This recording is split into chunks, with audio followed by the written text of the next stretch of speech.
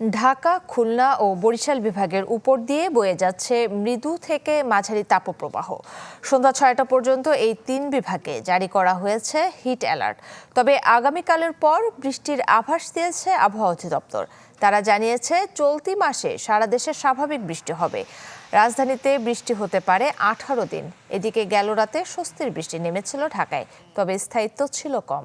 আবহাওয়া অফিস বলছে আজ নোয়াখালী ও চট্টগ্রাম অঞ্চলের উপর দিয়ে 60 থেকে 80 কিলোমিটার বেগে ঝড়ো হাওয়া বয়ে যেতে পারে। তাই এসব এলাকার নদী বন্দরগুলোকে ২ নম্বর নৌ হুঁশিয়ারি সংকেত দেখাতে বলা হয়েছে।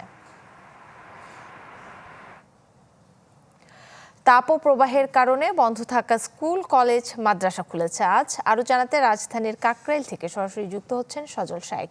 সজল, শিক্ষার্থীদের উপস্থিতি কেমন দেখছেন?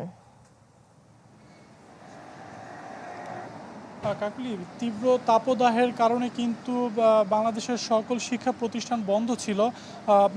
আজকে কিন্তু সেই সিদ্ধান্ত থেকে শিক্ষা মন্ত্রণালয় সরে এসেছে এবং আজকে কিন্তু সকল শিক্ষা প্রতিষ্ঠান আবার খুলে দিয়েছে।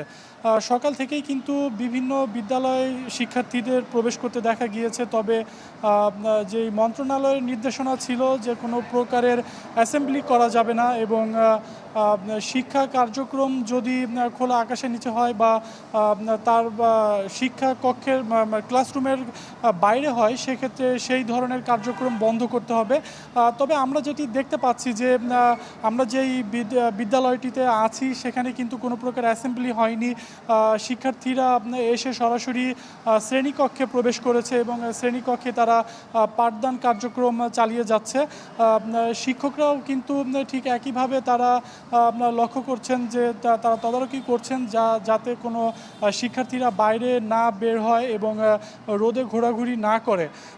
আপনি জানেন যে আসলে তীব্র তাপদাহের কারণে কিন্তু 2 দফায় এই সিদ্ধান্ত পরিবর্তন করা হয়েছে। এর আগে 28শে এপ্রিল কিন্তু শর্ত সাপেক্ষে শিক্ষা প্রতিষ্ঠান খুলে দেওয়া হয়। পরের দিনে কিন্তু আবার হাইকোর্টের নির্দেশনা অনুযায়ী আবার শিক্ষা কার্যক্রম কিন্তু বন্ধ করে দেওয়া হয়।